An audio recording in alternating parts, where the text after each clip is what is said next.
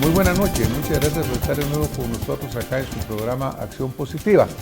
Pues Guatemala es un país que requiere verdaderamente que todos los días nos levantemos nosotros con ese espíritu de acción positiva, porque todos los días nos encontramos con noticias que nos van frustrando, que nos van desesperando, que nos van llevando a aquella duda. ¿Será que vamos a salir algún día de este ciclo en el cual está envuelto nuestro país, un país tan maravilloso, un país tan rico, que tiene una gente verdaderamente espectacular? Pues aquí creemos que sí, que obviamente lo que se requiere es que cada uno de nosotros, cada ciudadano de los millones guatemaltecos que hoy somos, pues estemos comprometidos con Guatemala, que amemos este país y que nos involucremos en lo que está sucediendo en la vida nacional. Poco fácil de decirlo, pero no siempre es fácil realizarlo, porque no existen necesariamente los canales correctos por los cuales un ciudadano pueda expresarse, pueda manifestarse y pueda influir. Obviamente existen formas democráticas por las cuales tenemos que tener acceso a ello. No son perfectas, al revés, son bastante deficientes en Guatemala, pero existen. Hoy vamos a tocar un tema que ha venido estremeciendo realmente uno de los fundamentos de nuestro sistema, una república que se basa en un Estado de Derecho. Ya elegimos el Ejecutivo, se eligió el Congreso y en octubre del año pasado, 12-13 de octubre, debió haber tomado posesión los magistrados de la Corte Suprema de Justicia, de las salas de apelaciones, que son el otro pilar fundamental de ese Estado de Derecho. Sin embargo, por diferentes situaciones, esto no se dio. Y luego el proceso ha venido enfrentando una serie de más bajos que altos y verdaderamente pues llamando al pueblo guatemalteco a una sensación de frustración y de desesperación. Voy a presentar a mi invitado esta noche, al licenciado Carlos Luna Villacorta. Carlos, bienvenido a Acción Positiva. Muchas gracias, Francis, es un gusto, buenas noches a todos. Es un gusto estar aquí contigo, sobre todo tratando un tema tan delicado e importante como este. Muchas gracias, Carlos. Es abogado y notario, fue magistrado de la Corte de Constitucionalidad, decano de la Facultad de Derecho de la Universidad Rafael Andívar y por lo tanto miembro de una comisión de postulación en su cargo como decano. Interesante, cuando hablábamos con Carlos, es de que en aquel momento que él tuvo la oportunidad de servir en esas comisiones, eran 4 facultades las que existían. Tal vez señalo esto, Carlos, porque como algo interesante para el guatemalteco es de que ahora ya no son 4, sino que son 12 o 13. 13 facultades de Derecho. Esto pues, dirá uno, qué bueno, porque parte del espíritu, según tú me comentabas, era que la academia participara dentro de un proceso y aportara los valores académicos, que no solamente son en el área científica, sino que moral y ética. ¿Cómo fue tu experiencia cuando estuviste esa vez en esas comisiones de postulación?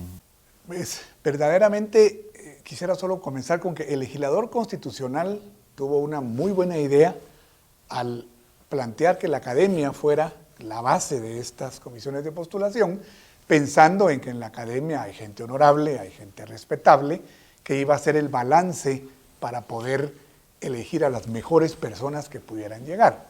Desde luego, una comisión de 13 no se compara a la de 37 que es ahora. Mi experiencia fue muy buena, muy tranquila, porque nos reuníamos, nos conocíamos, no existía la ley de comisiones de postulación, que por una parte ayudó, pero por otra parte siento que le puso un poquito de más trabas a todo el proceso.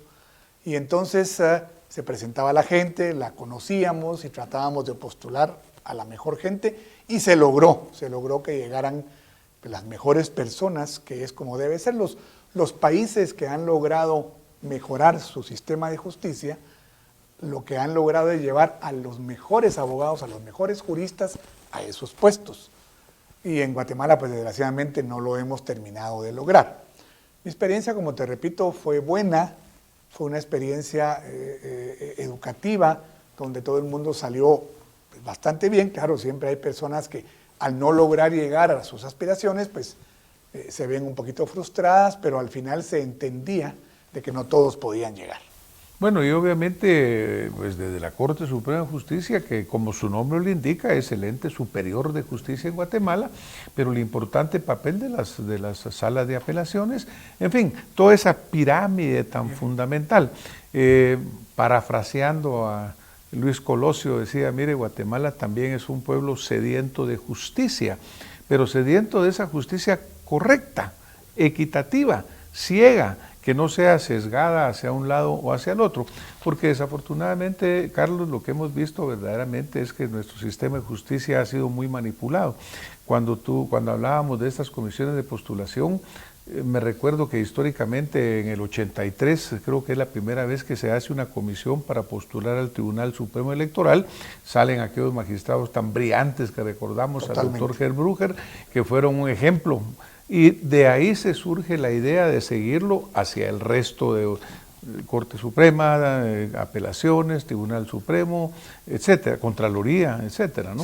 Pero en el camino pareciera que esto se altera totalmente. Sí.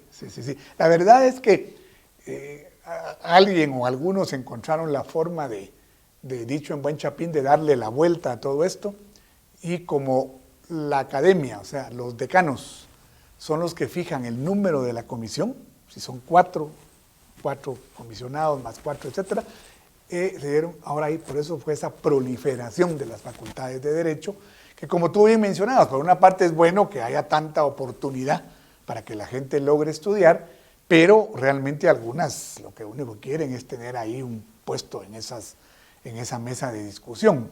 Además, esto se ha vuelto muy complicado porque me contaba un colega que participó, solo armar el expediente que hay que presentar es una cosa delicadísima, que tiene que ir en el estricto orden que se le fija, porque si no, estás fuera.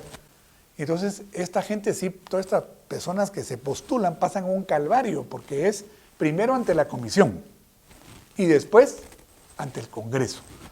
Esa es otra equivocación que se ha venido dando, porque el Congreso, y lo acaban de decir algunos diputados, queremos entrevistarlos para ver cuál es su plan de trabajo. Pues no hay que hacer plan de trabajo. Y qué ridículo, ¿no? Yo no voy a hacer un edificio, no. Entonces, llega gente y le dice, sí, cómo no, yo voy a poner una oficina que tenga 4 computadoras.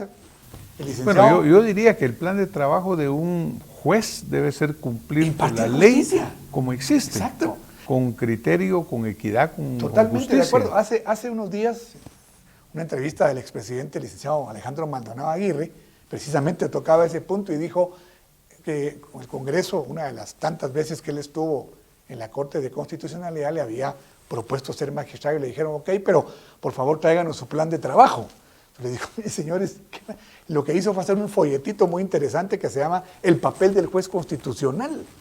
No sé si los diputados lo entendieron o no, pero la idea era, mire, esto es lo que tengo que hacer yo, impartir justicia constitucional, no decir voy a comprar computadoras, cámaras, voy a tener 3 policías. No, eso nada no es que papel, ver, ¿no? Nada que ver. Ahora, por ejemplo, Carlos, lo que sucede es de que realmente, y con el perdón de algunos buenos diputados, pero yo diría que una buena cantidad de los diputados de esta legislación y de las anteriores realmente carecen de la capacidad académica o científica de juzgar y de evaluar a tan altos profesionales como deberían de serlo. Por otro lado, unos términos tan cortos, ¿no? Porque, por ejemplo, estaba leyendo ahora que van a grabar un video de 5 minutos en los cuales van a hablar de su plan de trabajo y ese lo van a usar ellos para evaluar. Es imposible. Yo calculo que realmente no tienen ellos la capacidad por un lado y por otro lado tampoco el tiempo. Pero esto nos lleva a una frase tuya que usaste alguna vez en una declaración y que me llamó la atención, me gustó, pero me preocupa profundamente. Te voy a decir tu frase. Dijiste, desquebrajamiento completo del sistema de justicia. Palabras textuales, Carlos. ¿Cuál fue el sentimiento y qué querías decir? Bueno, realmente con lo que quise decir, y a mí me sigue preocupando mucho, es que esto se ha ido deteriorando cada vez más. Y ahorita estamos en presencia con el caso que la FESI destapó, independientemente de la acción penal que haya que seguir contra X o Y persona, Lo que nos están diciendo es, mire, aquí el proceso está viciado. El proceso está mal porque hubo un tráfico de influencias prácticamente completo. Entonces, yo lo que pienso es que este proceso debería suspenderse. Tanto salas de apelaciones, Corte Suprema como Tribunal Supremo Electoral. Porque posiblemente habrá mucha gente honorable que no tiene nada que ver, pero ahorita no podemos saber quién sí, quién no, porque realmente a visitar a esta persona llegó Raimundo y todo el mundo. Entonces, ante esto uno dice, bueno, ¿qué legitimidad puede tener las autoridades que van a elegir? ¿Qué certeza podemos tener? Yo creí, en algún momento, tal vez un poco ingenuamente, que algunos de los comisionados, sobre todo que cuando esto sucedió, ya estaba la lista del Tribunal Supremo, eso es cierto, ya estaba la lista de Corte de Apelaciones, pero la Corte Suprema estaba pendiente. Creí que alguien iba a decir, bueno, miren, suspendamos y tengamos un poquito de más información para poderlo hacer. Alguien me decía, no, pero es que ya nos atrasamos. Bueno, si ya nos atrasamos 4 meses, queda 3 o 4 meses más en aras de que esto sea mejor. Hay gente que dice, no, no vale la pena porque van a ser las mismas reglas. A repetir lo mismo. De acuerdo, porque no se puede ahorita, y vamos a hablar un poquito de la urgente reforma constitucional, pero solo déjame terminar esta idea. De acuerdo, son las mismas reglas, pero por lo menos vamos a saber quiénes van a estar señalados, quiénes no deben participar, y vamos a estar más pendientes que esto no se repita. Que esto nos puede llevar 3, 4, 5 meses más, bueno, pues hay que hacerlo, en mi opinión. A mí realmente hoy, anoche, leía una frase del doctor Martin Luther King que me llamó mucho la atención, que palabras más, palabras menos, dice, a mí no me importa el actuar de los malos, lo que me importa es la indiferencia de los buenos. Y yo sí siento que por eso celebré tanto tu invitación, Francis, a este programa, porque no puede ser que haya gente que ni siquiera reaccione. Por cosas menores que estas, la plaza se llenó y la plaza estaba pidiendo renuncias y procesamientos. Pareciera que la cuestión de justicia, que además quiero aclararlo, no es una cosa solo de abogados. Esto le afecta a los profesionales, al inversionista, al comerciante, a todo el mundo. ¿Quién va a querer invertir en Guatemala si eventualmente le toca alguna disputa legal sabiendo que los fallos van a ser totalmente contradictorios? No, definitivamente. Yo creo que esa sensación de frustración tan amplia, este proceso ha tenido a lo largo, pues en el 2009 se suspende, ya cuando habían sido electos, creo, en el 2012 igual, ahora en el 2019 sucede exactamente lo mismo. Es decir, quiere decir que estamos en un círculo vicioso perfectamente probado que no funciona. Obviamente también, como tú acabas de mencionar, inquietud de mucha gente, decir, bueno, sí, vamos a repetir qué, pero para seguir las mismas reglas, entonces vamos a caer en los mismos vicios. Porque, por ejemplo, cuando tú mencionas el hecho reciente del caso Alejos, que se sale a la luz que tenía un lugar donde llegaban invitados y, bueno, listas colgadas de los diputados, etcétera, desafortunadamente hoy salió. Pero antes fueron otros personajes los cuales han sido señalados de hacer exactamente lo mismo. Es decir, un problema crónico. Ahí sí que hay un problema de raíz. Correcto. Y ese problema de raíz es el que yo creo que tenemos que buscar a solucionar. Sí me preocupa el hecho de que leía en un análisis reciente, no recuerdo de quién exactamente, decía, mire, ¿por qué en aquella vez tuvimos un Herbruger que fue capaz y los otros magistrados que estaban con él a través de un sistema de postulación no tan viciado o no viciado? O sea que el sistema funcionó alguna vez, pero ¿qué fueron los factores que descompusieron y llevaron a ese desquebrajamiento total? ¿Cuáles fueron los intereses ahí? En mi opinión, el sistema funcionó y funcionó bien al principio, unos años, pero algunas personas interesadas en agendas muy personales se dieron cuenta que podían ir contra ese sistema, moldear el sistema, malear el sistema. Entonces comenzó la cosa a fallar. Hablamos hace rato, pero nos acordamos desgraciadamente cada 5 años que esto sucede. Esto ya lo que urge es una reforma constitucional porque este modelo está agotado, totalmente agotado. Hay que reformar con el peligro, como me decían otros mis amigos abogados, que a la hora de reformar la Constitución mucha gente va a querer, entonces en lugar de 5 o 6 cosas en el sector justicia, cambiemos 40, como pasó acá a veces en tiempo de Álvaro Arzú. Es una caja de Pandora, exacto, ¿no? Y eso nos lleva. Ayer el doctor Medrano en un programa de radio decía, no, enfoquémonos exclusivamente que las reformas sean solo para el sector justicia. Y tú puedes llamar a 8 o 10 notables abogados, que los hay por supuesto, que digan, no, lo que se necesita es esto, esto, esto y esto. Y solo eso reformarse. Porque este sistema está totalmente agotado, ya no funciona y ahí están los resultados. Pues. Por ejemplo, obviamente la constituyente pudiera convocarse específicamente para Solo la reforma para del eso, sector solo justicia. para eso, Eso es legal. Es legal. No es que cuando la constituyente llega, se instala, también se vuelve soberana. Exacto, no. Aquí las reformas serían, o deberían ser, pienso yo, directamente solo a reformar ciertos asuntos del sector justicia, ya habiendo analizado y pensado qué es lo que queremos reformar. Desafortunadamente, por ejemplo, hay un proyecto de reforma hecho por la Universidad Rafael Andívar, la Universidad San Carlos y así es, que es bastante bueno, por supuesto, discutible, se puede mejorar, etcétera, pero lo importante es que ya esto debe desaparecer. Algunos juristas han opinado, a mí me parece una buena idea, que por ejemplo las salas de apelaciones no deberían ir al Congreso. Ahí es donde se hace la verdadera justicia, porque a la Corte Suprema llegan solo algunos asuntos. En las salas de apelaciones la gente debería tener un trabajo normal, como tienen los jueces, además por más tiempo. No nos hemos atrevido a que sea indefinido o vitalicio porque nos dicen, ay, si nos toca a alguien malo, ¿qué hacemos? O sea, siempre es problema, pero... Como es en Estados Unidos y otros países. Y si una persona falla, pues lo sacas del trabajo, como cualquier cosa.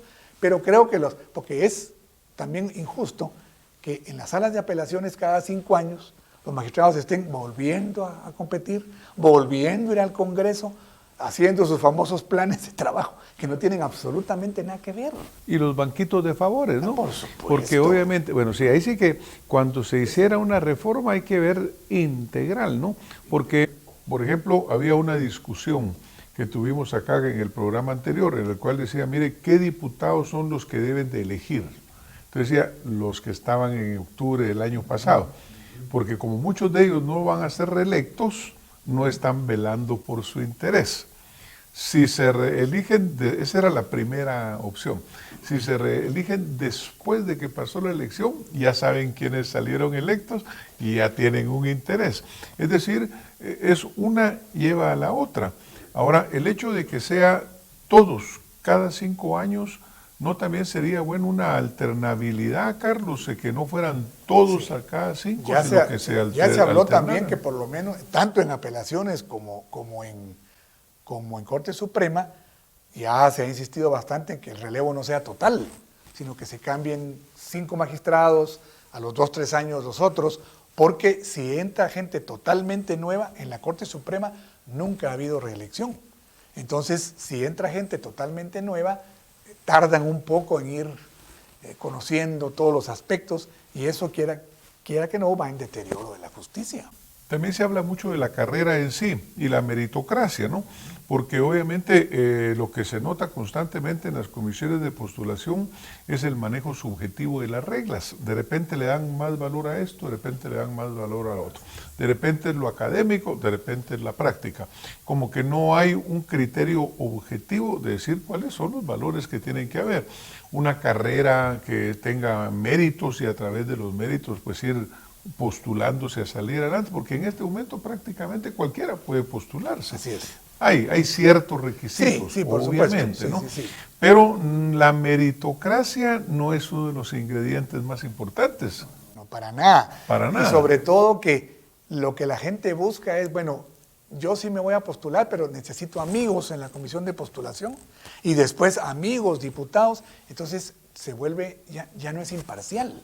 Ya no es imparcial y hace que aquí hay 2 cosas, hace que mucha gente buena, abogados muy buenos, digan, no, muchas gracias, no participo porque solo voy a ir a estrellarme, me van a sacar un montón de cosas que no vale la pena, no lo hacen.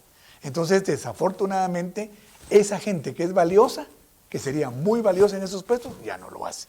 Y algunos que sí se atreven, quedan fuera por X o Y o cualquier circunstancia mínima. Sí, claro, por una variante en una estos variante, criterios. por una auténtica mal hecha, por lo que sea. Ahora, por ejemplo, también llama la atención que de repente incluso personas que están en esas comisiones de postulación se están postulando, como que hay un conflicto de intereses ahí, no ilegal aparentemente, si lo vemos en el criterio literal, pero altamente inmoral. So, mira, Francis, a mí eso sí me para el poco pelo que me queda, porque realmente eso es, o sea, es impensable. ¿Cómo puedo yo, si estoy de postulador, o sea, postularme para algo más? Es que realmente eso, tú lo has dicho, aunque no es ilegal, es totalmente amoral, es totalmente fuera de la ética, porque se ejerce presión. Si yo estoy sentado en una silla para elegir salas de apelaciones y me postulo para Suprema, o en este caso para el Tribunal Supremo Electoral, eso está mal, eso no se hace. Y en este caso pasó, y pasó totalmente desapercibido. Es lo que te digo, ni siquiera yo por lo menos no he leído ningún artículo de prensa, ni alguien que diga, miren qué pasó, ¿no? Y si este problema no salta, este caso que la FESI desnudó, hubiera pasado todo de lo más normal, de lo más normal.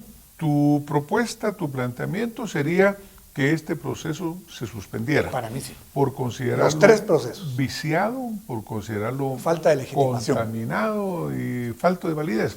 Porque también pues aquí tenemos una lista de distinguidos profesionales, claro, los cuales no conozco, pero obviamente deben de ser, y aparte de los que van a las salas. Pero ¿qué credibilidad real van a tener ellos en medio de este proceso? Ese es el problema principal, que aquí posiblemente aquí van a pagar a justos por pecadores a la hora que esto se anulara, pero desafortunadamente ante esto que ya es del conocimiento público, ante las videos, grabaciones, todo esto que hay una más que duda razonable para decir, mire, estamos mal, o sea, sabemos que estamos mal, pero sigamos. A mí, por ejemplo, me llama la atención que las organizaciones simplemente dijeron, no, sigamos adelante. Más bien el proceso de Corte Suprema lo apuraron para, casi como para me quito esto de las manos y lo mando al Congreso. Sí, vámonos al Congreso. Congreso también, por mucho que se le critique, ¿qué va a hacer? Solo puede elegir del listado, no puede a nadie más. Y ya lo tiene, el Congreso per se, no creo que vaya a atreverse a parar este proceso, que posiblemente existan algunas acciones, algunos recursos, algunos amparos que pudieran detener el proceso, pues no lo sabemos. Pero creo van a enlentecer o exactamente, lo van a atrasar un poco. Pero creo que sería sano sanear el proceso. Ahora, ¿quién le va a poner el cascabel al gato? ¿Quién es el que debería plantear esta reforma constitucional? Yo creo que esto lo puede hacer el presidente, ya habló. Tiene iniciativa de ley. Tiene iniciativa de ley.